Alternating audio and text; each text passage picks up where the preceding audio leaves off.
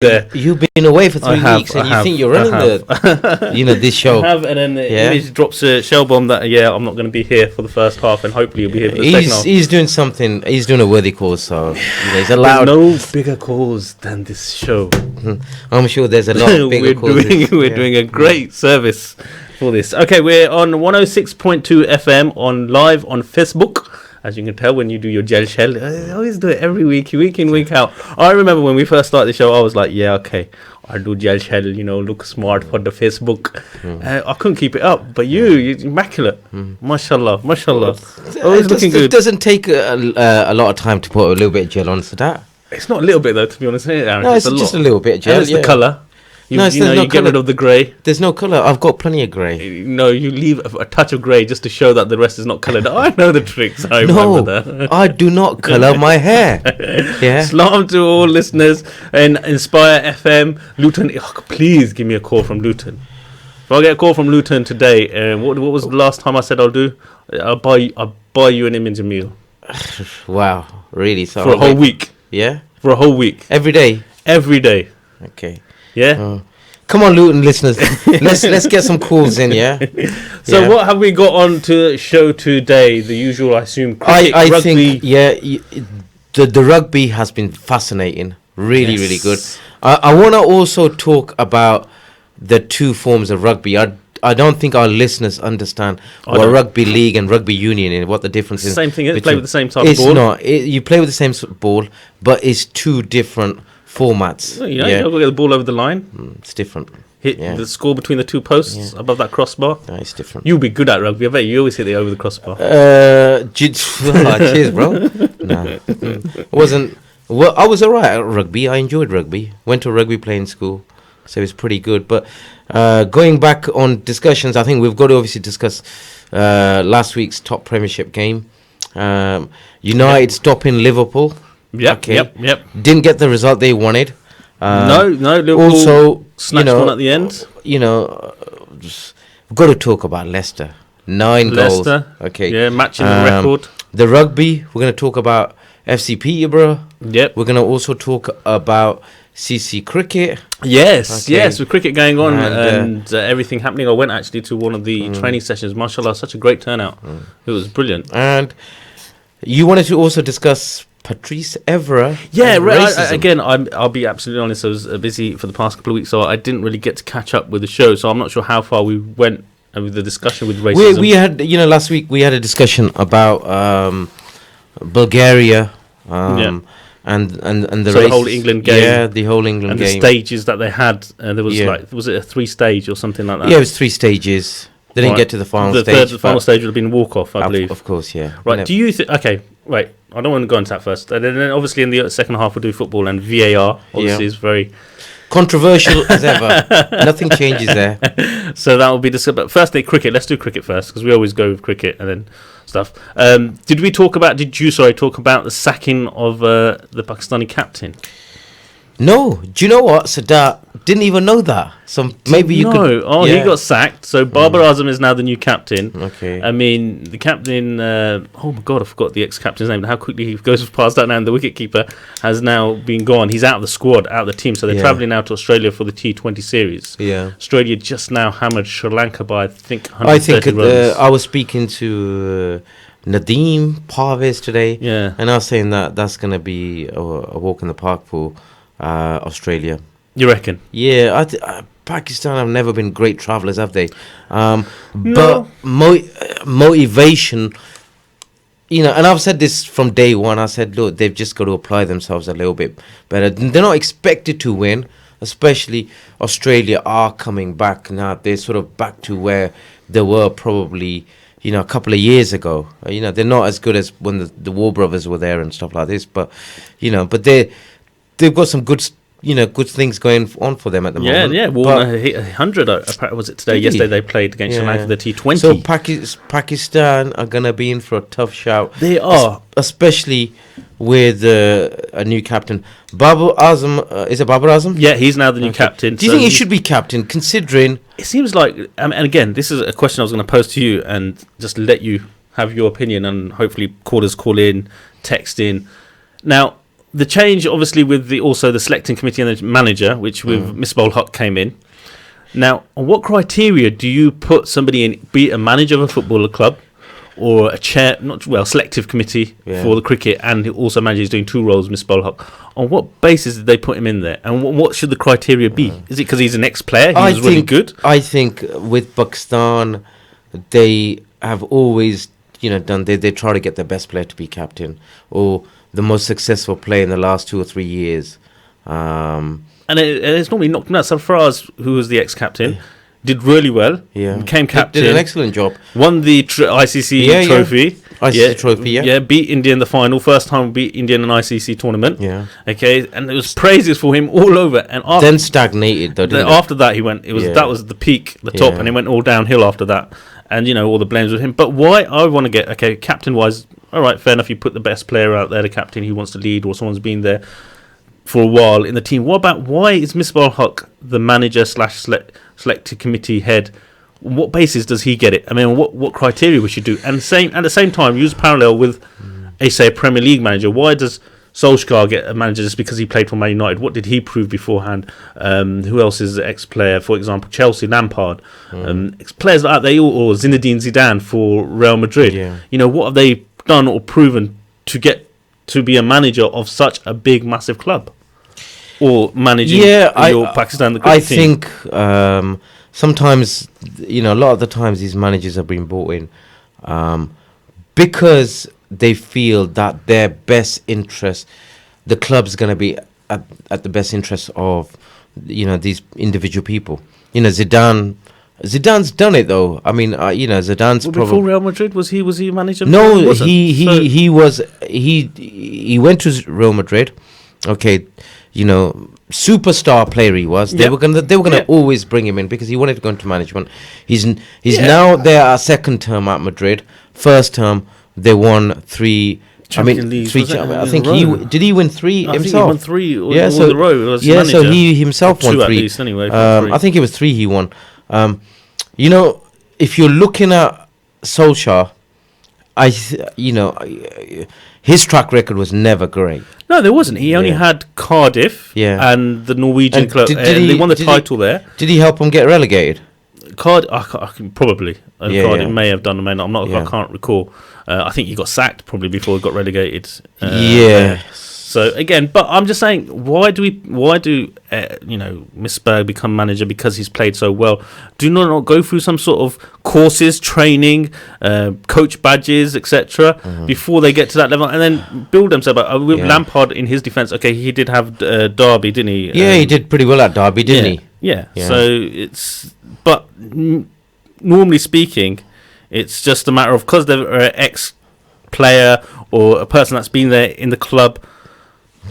They get to lead. You see, the way Liverpool used to do it in the late 60s and 70s was, they used to promote a manager from their boot room. Basically, what happens to these under 21s cricket coaches or all these in the football under 21s, etc.? Those coaches are then their careers never going to be progress? Southgate started from the under 21s, didn't he? He was manager under 21s.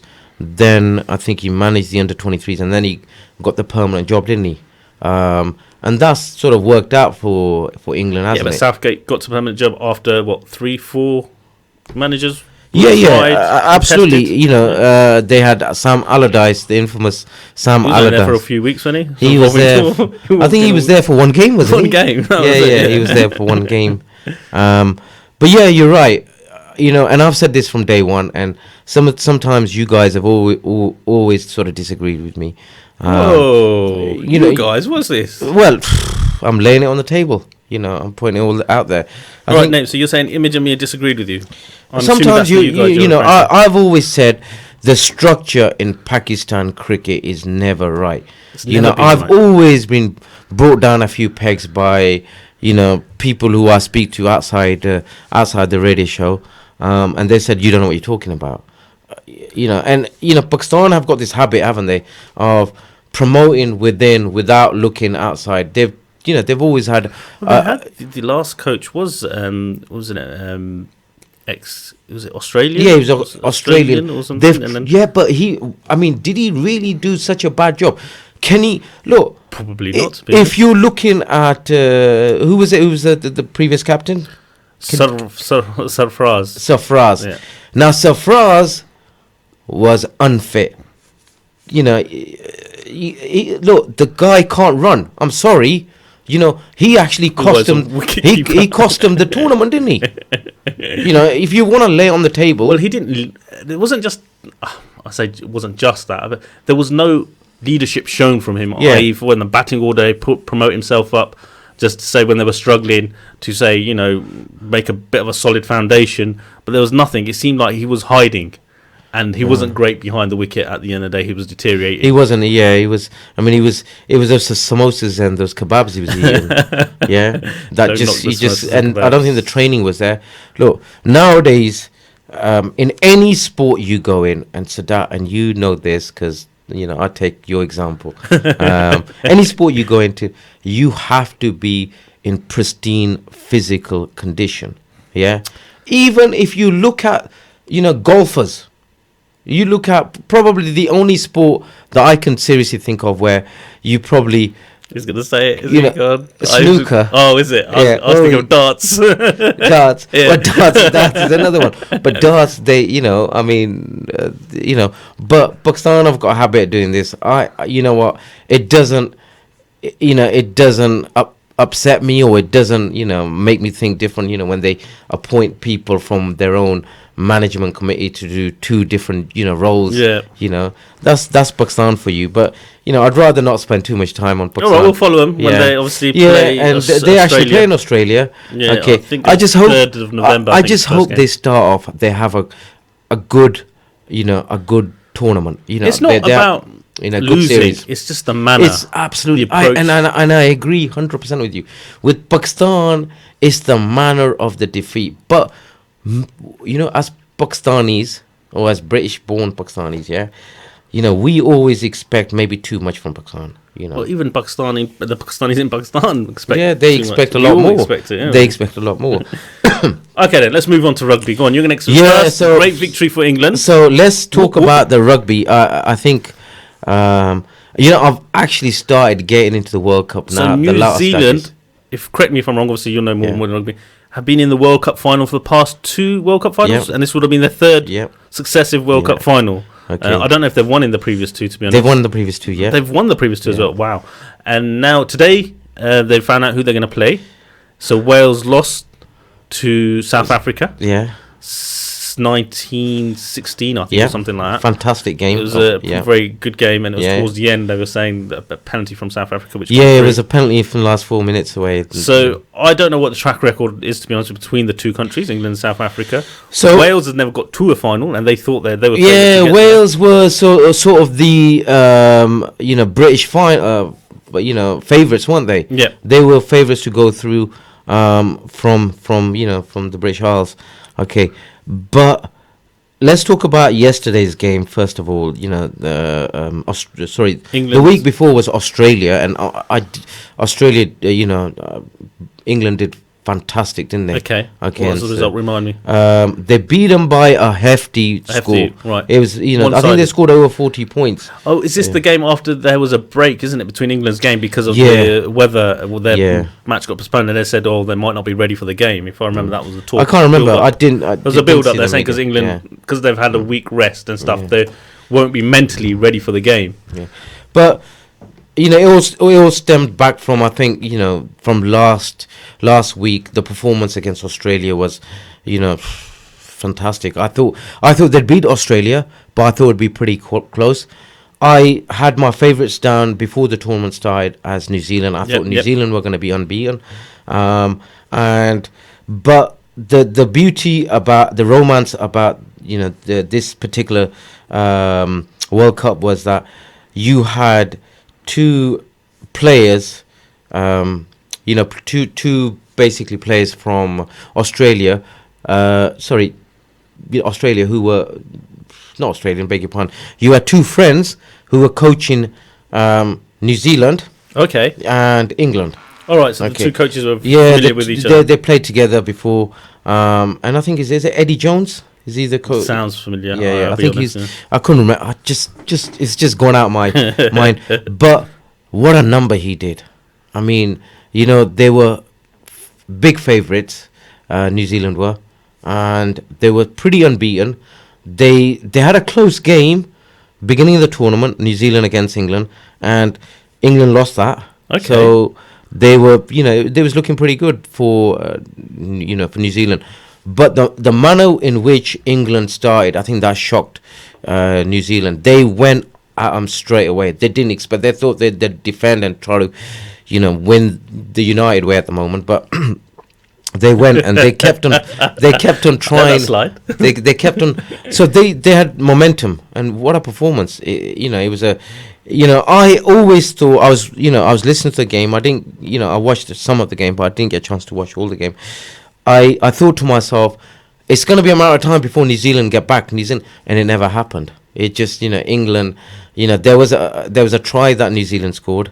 Okay, thought that's going to come back. I think that at that point it was 13-9, and then it just all went, it all went wrong. So what's the difference between the two rugbies you were talking to me about? Go on. The two is there's rugby league. No, sorry. Now we know the final. It's England and South Africa. Who's going to win? I'm going for England. Oh, you want England to win, but by form-wise, I think I'm going for England. I think which is a better rugby nation team at the moment. The South Africans have always been a strong rugby playing team. They have for the last 30. They're big lads. They know how to play the game. They play a lot of rugby in their own country. It's a very, very big sport. But saying all that, their national sport, is it? It is. Yeah, national sport is rugby, yeah. Yeah, okay. Now, but saying all that, I think England have the momentum. They've beaten New Zealand and Australia. Two of the other teams you'd expect to win the World Cup. So for me, I think it's going to be close, but I think England are going to do it, just about. Okay, you heard it here first. Well, start celebrating now. I've said it. England will win. Right, what's the difference between this? What was it? Rugby league and rugby union. Rugby league and rugby union. Right. The main difference between there's a few different between the two. Yep. I don't think you want to get into the nitty gritty. The nitty gritty are the points. How they. If you score a try in rugby league, you get 5 points. And if you score a try in rugby union, 3? No, sorry, rugby union is 5 points. Rugby league is 4 points. Okay, that's some of the differences, but the main difference is just the two playing styles. Rugby union is played, on the ground, and they move the ball forward. Rugby union, on the other hand, is they get 6, they move the ball forward, they get tackled, and that's one time they've been tackled. As soon as it goes past 6, that's it. Then they have to give the ball to the opposition, and the opposition carry on. So once they get tackled, that's what the main differences of the two games are for me, and I think for majority of novices. Oh, okay. Okay, really? But the reason they started the two forms of this, rugby was started in around about 1890s. Oh, sorry, it's like you've done homework. I've done a little bit of homework, but no, but rugby started in the 1890s, and rugby league. I still get confused with the two. But rugby league, I believe that was a professional sport. Okay. Right, okay. And rugby union, or is it rugby? One was a professional sport. Yeah. The other one was a non-professional sport. Okay. And people couldn't take the time. So, no, they did one sport, and that's all it was. Right. Rugby union, what they decided to do was set up separately for the northern area of the British Isles, in the UK. Right. And this was only set up, so that players can get paid. It was an amateur sport, and they wanted players to, if they couldn't make professional. Yes, professional. So, but it was amateur. Right. It was amateur for long periods of time, and that's how they started. The two forms. The two forms are almost identical in a lot of the stuff they play, but rugby league is supposed to be a lot tougher, and it is, because you've got possession 6 times, and you've got to release that possession, and the opposition come back to you at that time. Then fascinating, absolutely fascinating. I'm sound surprised. too fascinated. No, I'm shocked. I'm in shock here that I can't, it's like doing a speech without a paper in front of you. You know it all off the top of your head. No, not necessarily. No, I disagree with that. Thank you for those kind words. So that I don't get Image saying that to me. Yeah, well, Image, he's Image is Image, isn't it? Yeah, he's loved by everybody, innit? You hear the radio adverts is in his voice. We don't even get that. We don't get invited to that show that they went to last time that Michelle and him went. It's just, don't get me started. Yeah, don't get me started. I'm going to go on a rant. Right. Like I said, past few weeks, there's been issues in particular with racism in football. Yeah. Okay, and I wanted to touch a couple of things. There's one I saw on social media, which was a positive. I don't even know how old this is. It only keeps coming up on my feed, to be honest, on social media, where it was women's football, and a woman player, I can't even know if it was Iran or Lebanon, whichever league it was, but they were obviously playing I think an Australian team. It certainly wasn't Iran. I don't think, because Iran's just Okay, well, it was the Middle East team, and basically her hijab came off as she was playing football, and the opposition players surrounded her, so enabled her to put her hijab back on so nobody could see her hair, which was it was a beautiful thing for the but then obviously what happened with England when I came back as well, because I was abroad for a while. When I came back, I had issues with FC Peterborough in the sense of the kids come up to me and say, look, this is what's been said and this, that and the other, and it's the same thing, and I'll keep repeating the same thing to the kids. Don't worry, just football will report it and stuff, but it keeps happening. Now I heard, and I don't know if you saw the interview with Patrice Evra I saw some of the interview, and Jamie Carragher, and they were talking for the first time the whole Suarez incident and everything. And he went further. He said how, and we've mentioned this before, how it's not racism within football, it's the society as general and need to be educated. And he gave an example, and it was a beautiful example. He said when he was playing in France, the tournament, and I don't even remember if there was a bomb or terrorism. I'm thinking they were going to cancel one of the games. Yeah, they were going to cancel. It was France versus versus Holland, was it, or someone of Germany? I can't remember. It was one of those games. Game. Yeah, definitely. Yeah, and they decided not to cancel, and they went ahead. And he said how people, as society, again, with lack of education, blamed Islam. And he said that Islam was a beautiful religion, and you have to read the Quran to understand. And by the way he was speaking, I get the feeling he's obviously he's read the Quran. And he said he was in conflicts with his own father, who he says Catholic, and how he said, no, why are you defending this? And he was saying, no, you need to educate. And then obviously he was reading and he told us that. And he said the same situation he said with Suarez. He doesn't believe Suarez. He goes, and he still doesn't. He's racist, but he made a racist comment, a bad comment. Yeah. And it just needs to be educated rather than banning him. He wanted him to see, go to some sort of education, learn from it, and then so he'll understand what was said was wrong and why it was wrong. And there's been a lot of debates about this recently, Sadat. I'm not entirely sure. I'm not convinced it's got anything to do with education. You don't think? No, I think, the more I read about this and the more I think about this, and, some of it is education, and I don't think majority of it is education. I think it's the sign of times. There's a lot of stuff happening with white supremacy. Okay. I'm gonna say how I feel. No, that's fine. There's a lot of stuff that's happening out there. Okay, people feel they can say things and get away with it, Okay. More and more of that's happening. We had this discussion with, last week with me and Imtiaz. Biggest problem that we've actually got is, it's all very well us having a go at other countries, for their systems and the fact that they need to educate their people, But we've got a growing concern in the UK, which is now being brushed under the carpet from the FA. FA is not doing enough about this. Okay. The kick out group, group. Okay, they, are what are they? Just a tick box exercise. You know, they get a few From celebrities. the grassroots, we feel that this is a lot of a tick box exercise from what we experience. You know, even they've got no say. They can't. You know, they can only say something. Yeah. They can't actually implement anything. So that's the disappointing thing. You know, I think we've got to look. It's all down to the media. The media's created this thing about Bulgaria. Yes, Bulgaria are racist. That, you know, they've got an element of their, you know, fans who are being racist.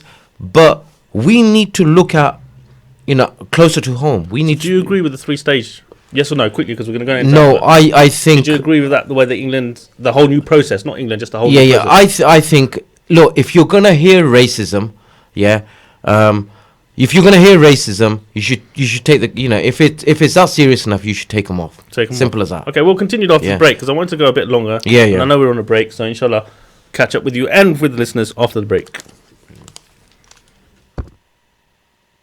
Stay tuned to Salaam Radio after this short ad break. Do you own a restaurant or takeaway? Cater Fair is an expert supplier of new and used commercial catering equipment. Visit caterfair.co.uk for quality equipment on sale at the lowest prices, or call us on 01733 310 115 or visit us at 11 Royce Road, Fengate, Peterborough. Had a car accident or an accident at work? Accident specialists are experts in no-win, no-fee accident claims. Leave the hassle to us. Our multilingual settlement experts will manage the entire claims process on your behalf, with nothing to pay up front. We provide services such as credit hire, taxi vehicles, recovery, storage and much more. For full details on our range of services and a free consultation, call us on 01733 555 774 or visit our office at 249 Lincoln Road opposite the NatWest Bank. Accident Specialists. Start your successful claim today. It doesn't take much to bring some difference.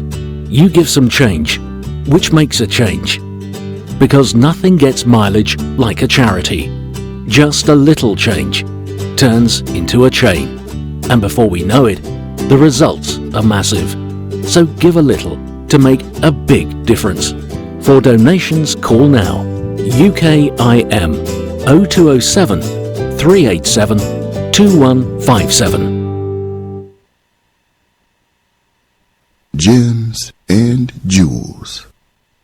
Wise sayings, interesting events, and moral lessons from Islamic history. The removal of knowledge and the spread of ignorance. Anas ibn Malik, radiyallahu anhu, said, "Shall I not relate to you a hadith I heard from Allah's Messenger sallallahu alaihi wasallam? For none shall come after me to relate it to you from those who heard it firsthand.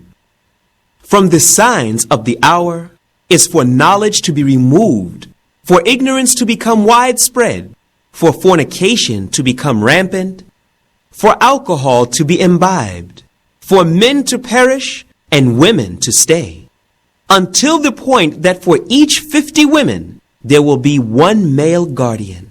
Collected by Al-Bukhari and Muslim. Gems and jewels. Wise sayings, interesting events, and moral lessons from Islamic history. And who is the fool?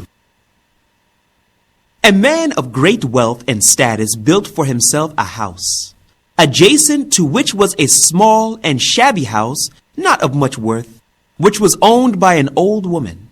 Her rich neighbor needed her house in order to embark upon an expansion project that he had in mind. And so he offered her an exorbitant amount of money in order to purchase her house, but she refused to sell it.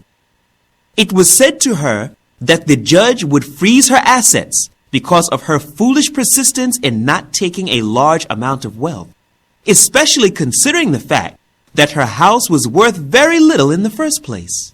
She said, "And why does the judge not freeze the assets of the one who wants to spend and waste such a large amount of money for a house of so little worth?" She refused to sell her house, and she was able to silence everyone by the strength of her argument. Peterborough's community radio station, Salaam Radio, 106.2 FM. Assalamu, welcome back to Salaam Sports after the break. I'm going to jump straight in as we were going on with the racism. So, I was just saying on the break as well, why we don't have this issue with rugby? Yeah. Because the Rugby World Cup is currently going on. I believe in the Rugby League or Union when they play, the fans are sitting together. Yeah, they do. I don't know if it's in the World Cup. Is that the same? World Cup? They sit together. Yeah. Wow, amazing. Cricket, exactly the same. Don't really have. Yeah, they sit together as well. You have a few, say, political issues between Pakistan and India or something like that, but nothing major. That's politics, isn't it? That's not racism. No. So why in football is it? Like I was saying, which you're slightly disagreeing with, is it because the type of people that watch football, and it's just, I'm going to throw it out there. Is it because it's a good question, Sadat. It's a good question. Is it more educated to watch rugby and stuff? We've got a phone call as well. I'm not even going to look at it, and I know who it's going to be. Are we? Now I've got to work out how to use this thing. Come on, Michelle, give me a heads up. How do I switch it on? Here we go. Look. Here comes a superstar. Look at that. Oh, line on hold phone. That would make sense. Hello, Bidan. Are you on air? You are on air. Can you hear me? Are you telepathic? How did you know it was me? Bidan, I just knew. I just had a feeling. Listen, Bidan, he didn't want you on the show. He said, we don't want Bidan on the show. He said this at 3 o'clock. He's lying. Oh, he's gone now. Bidan, where are you? I'm here. Can you hear me first? Is everything good technically? Yeah, everything's great. Brilliant. I remember one week it was you were hearing your voice back or something. It was image. It was a very much of an imtihan as I heard you do that punt again. Great. Okay, Bidan, it was football second half. We were actually talking about, I don't know if you listened about the racism in football. I don't know if you've come across it. Have you witnessed it first hand? Oh well. So, just in terms of that, I've actually been quite lucky in that. I'm not just saying this due to football rivalry. I'm from an area called Warrington, which is in between Liverpool and Manchester. Yep. Never received any racial abuse like in Manchester. I did once, but it was really innocuous and I barely noticed it. But there's a lot more in Warrington and Liverpool that I received that. But in terms of that's just the sort of general areas. I just think it's because Manchester's got more of an Asian community and it's more embedded and sort of diverse, more diversity. Yeah. In terms of football, it was in the sort of 90s, late 80s, 90s. It was like you kind of were told to avoid town on certain days at certain fan visits. Definitely. So Leeds was one. West Ham was one. Luton was another. So there were certain fan bases where you just thought, just avoid it. But I don't know. But having said that, it definitely massively improved. I mean, obviously we're old enough to remember the monkey chanting in the 80s and all that kind of thing. But I think that in modern times, I've not heard anything. I've not seen anything at Old Trafford or at any of the other grounds, really, because there's a very zero tolerance policy on that. But I did go, actually, that reminds me of me and I went to a game, I think it was a Leicester game, and they obviously have that chant, "You're a town full of whatever," and that I did hear actually once, a Leicester game. I'll be honest, I've not heard that. No, I've not heard that either.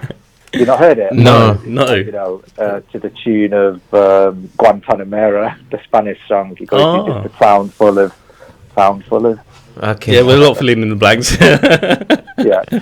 Okay, I get it. But where do you think it's all coming from? Because we were comparing it now to the other sports, rugby. We're saying how fans sit together, cricket sit together. There's no real racist issues as it is with football, especially in today's day and age.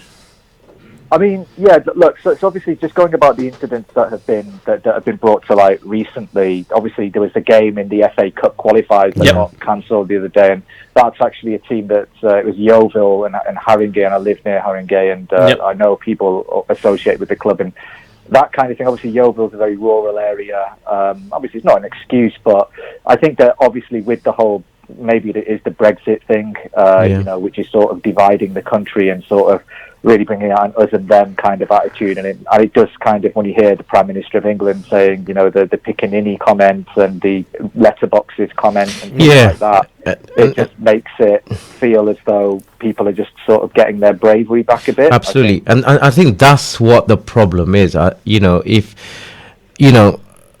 We had this discussion last week, and I made some pretty strong points, and I said, look, it's all very well us having a go at the Bulgarians and trying to tell the Bulgarians to get their house in order and and stuff like that.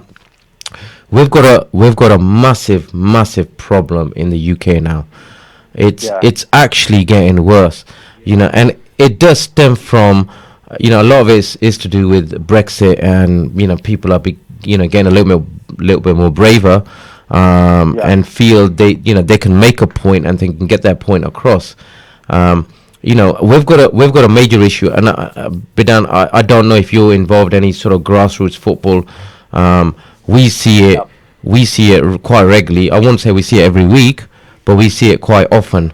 Some of the stories that I've got about grassroots football are just horrific. They're really, I can't even go into them on like a family show, to be honest with you. They're just horrific. That is where, grassroots football, forget it. I mean, look, I admire anyone, and you are right, you've always got that thing where if you don't take part in grassroots football, the racists win and all that kind of stuff. But that is the place where, grassroots football is just, it brings out, it's just the worst of the worst for all aspects. There's racism, there's bullying, there's just everything. It's just an absolutely terrible thing, grassroots. That means massive reform. I just want to give a few shouts out to people listening. Sorry, I just interrupted you. So we've got Iffy is watching, so hi to you. Sadie's watching.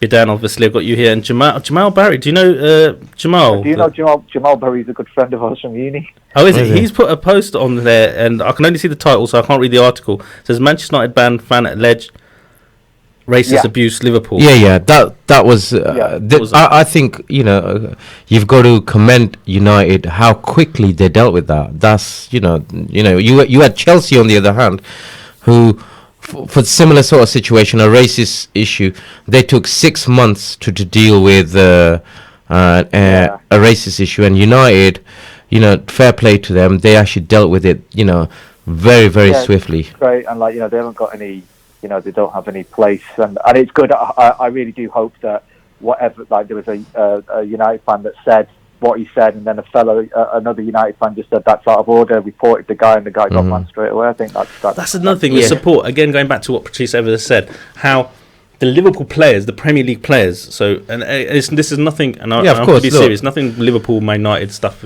but they wore the Support Suarez t-shirt after he made the racist remark to Patrice Evra. Now, generally, we do that, don't we? We seem to support our friends or buddy, even if they're wrong. Generally speaking, they've obviously thought he's a teammate, he's done that. I know there's an apology from Jamie Carragher on the Monday show for, his part. He says, I should have been brave enough. And we should be brave enough, shouldn't we?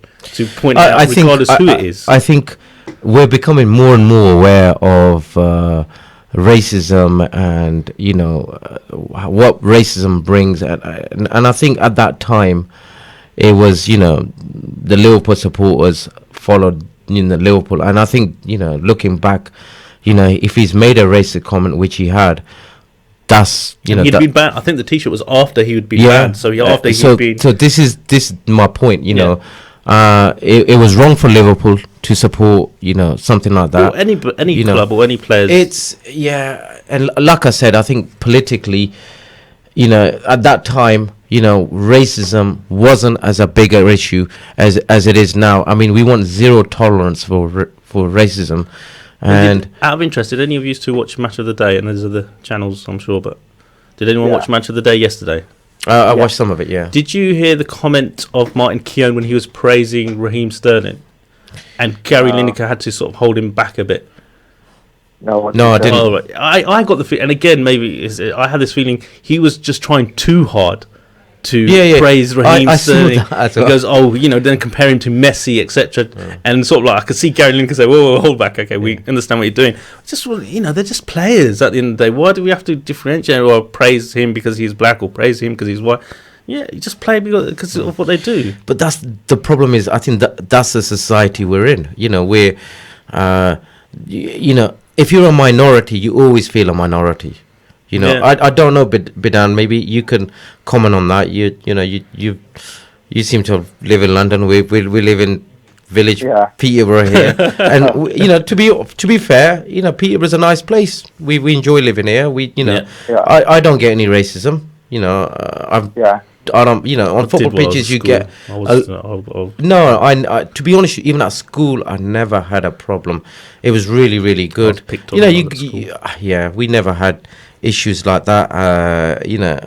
But is there something we can go on, to be honest, with while and sorry, Bidan, I know you probably called in for the Man United Liverpool game, and we were just currently. I just didn't want to stop that conversation there. I think that it's it's definitely something that we need to talk about. But it's like as Patrice Evra alluded to, it's going to take more than a generation, it will take generations to get rid of this problem. I think, and I think that it's just down to people mixing and the education side of things in terms of having people realise how the significance of their words and what they say and all that kind of stuff. But it's just something that hopefully will get better with time.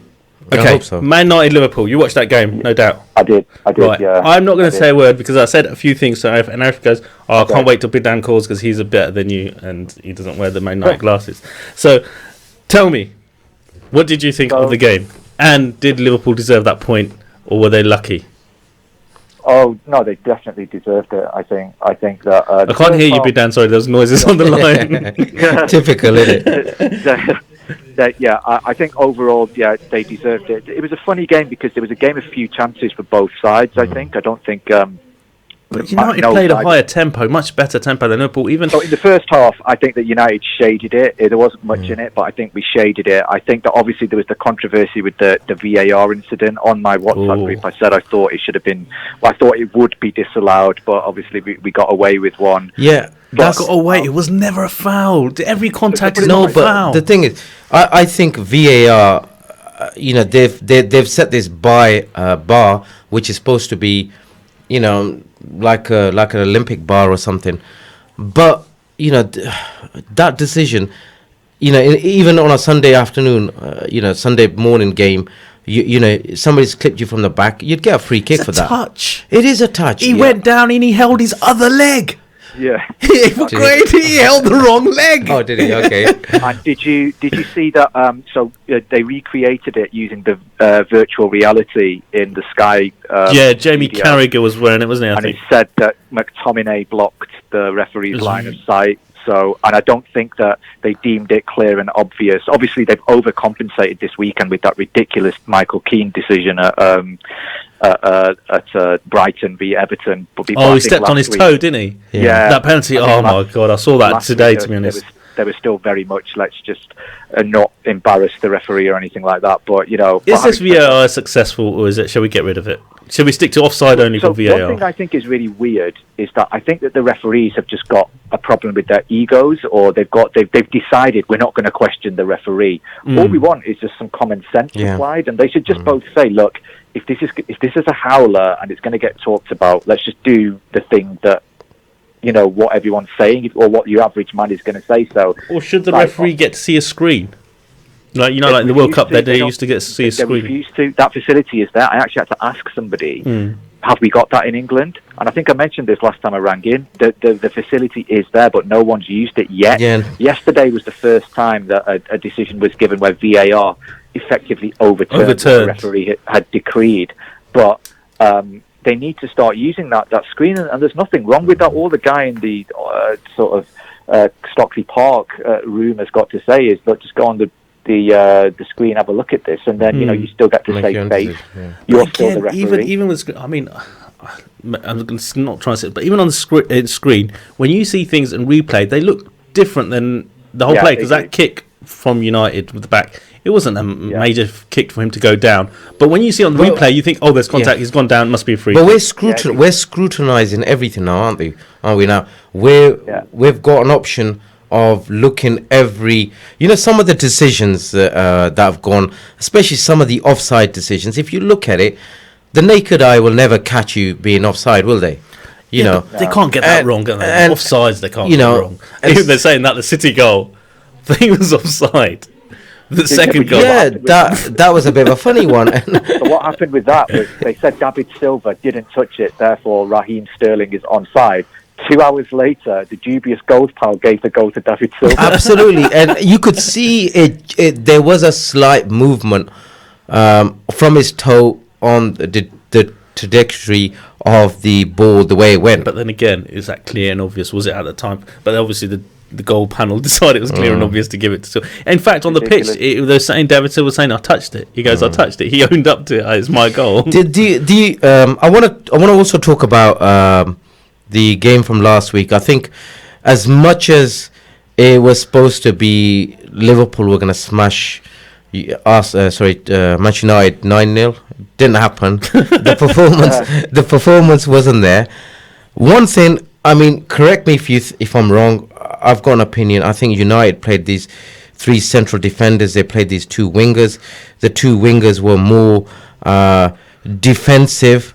Liverpool couldn't get round to that idea. Second half, they got better at it. I don't think they were defensive. But but it didn't look like a defensive setup, did it? Yeah. I mean, they didn't. To me, we definitely. Yeah, go on. We definitely wanted to hit on the break. The problem for me is that Solskjaer, I think where I give him credit is that he does know how to set up to try and beat a team. He does his homework, but what he can't do, he's not a very good in-game manager in terms of reacting to changes. Yeah. So I don't know if you remember that game where we won 1-0 at Tottenham early in his reign. It was at Wembley. When we had a game plan. We exploited. We knew that they had a, down their left, they were open to through balls, and Pogba played Rashford through. Rashford absolutely went through and scored. Yeah. They changed in the second half, and we had no answer. So, and the same thing happened at Old Trafford. So we shaded the first half, I thought, but then Liverpool changed. They brought on Naby Keita, and I think they went to a 4-4-2, and we had no answer. And the thing was that I think that Liverpool it showed a lack of a creative midfielder that you had. Yeah. Because if we do that against City, they will win 2 or 3-0 because they can pick. They've got Bernardo Silva. Yeah. They've got David Silva. You can just pick us apart. But the thing is, if you don't give Mane that space to run into, then you can kind of that's the sort of a big plus point of Liverpool is that the blistering pace on the counter attack has gone. So I think that's something that Klopp needs to look at with you guys. And Klopp's not really looked at it, has he? He's that midfielder, the play, somebody who's going to be a little bit more creative, do something different from the ordinary. We don't really have that. We've got Naby Keita, who's okay, but he came in, he did a little bit, changed the game slightly. But even against United last year, we were lacking that player. We were lacking a player who can unlock those defensives. It's okay to go wide with your speedy wingers and try to get Firmino to come up into the midfield areas. Well, Firmino weren't even in the game, really, was he? But so this Firmino thing, right? His name's actually Firmino. I didn't realise that. But Firmino. Okay. Yeah, his name's Firmino, not Firmino. I'm sure they all say Firmino. Don't try correct us, Bidan. It's Firmino. So with him, whatever his name is, there's a lot of hipsters are now saying, "Oh, he's the one that makes Liverpool tick. He's actually the glue that holds it all together," and blah blah blah. What do you think about that? I think that's just people trying to show how much they know about football. Shall I tell you something? Sometimes I look at these analysis that, especially on a Saturday night after match of the day, there are other outlets out there we can be watching as well. But sometimes they simplify it for you, and you think to yourself, did the manager actually do this, or is it just that they've picked up some stuff. Especially the triangles that they were talking about.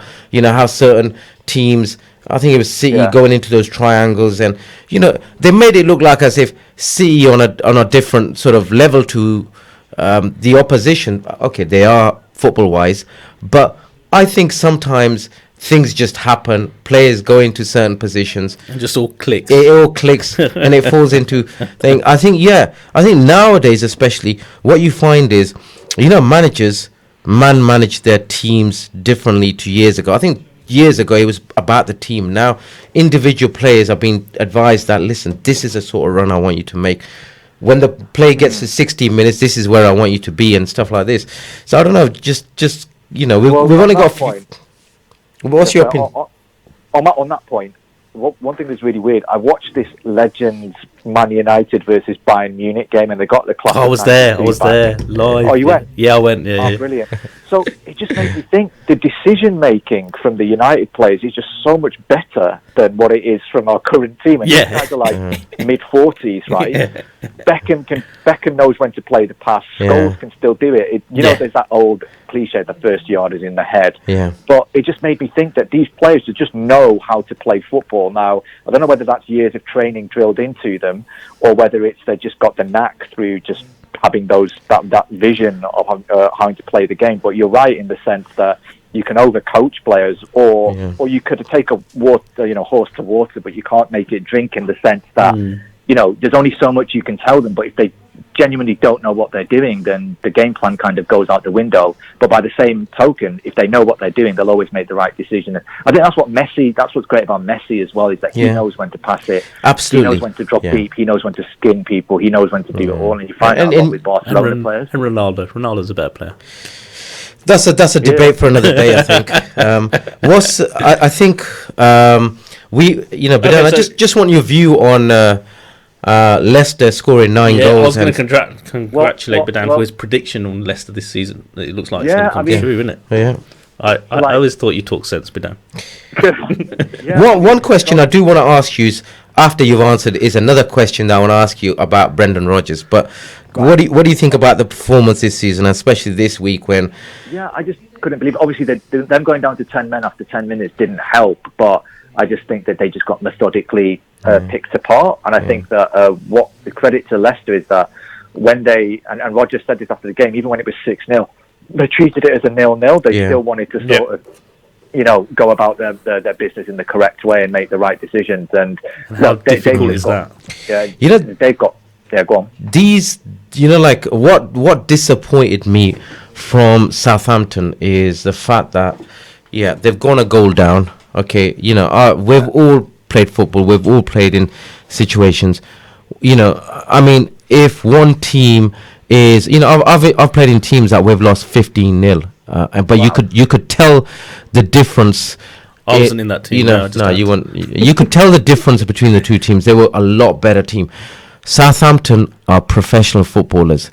The difference is very, very small between them and Leicester. Yeah, Leicester, you could always tell class footballers apart from different, but it was definitely not a 9-0. Their defense gave up, which I could not believe, especially, is it Yohojino? I can't remember his name. Yoshida, that's it.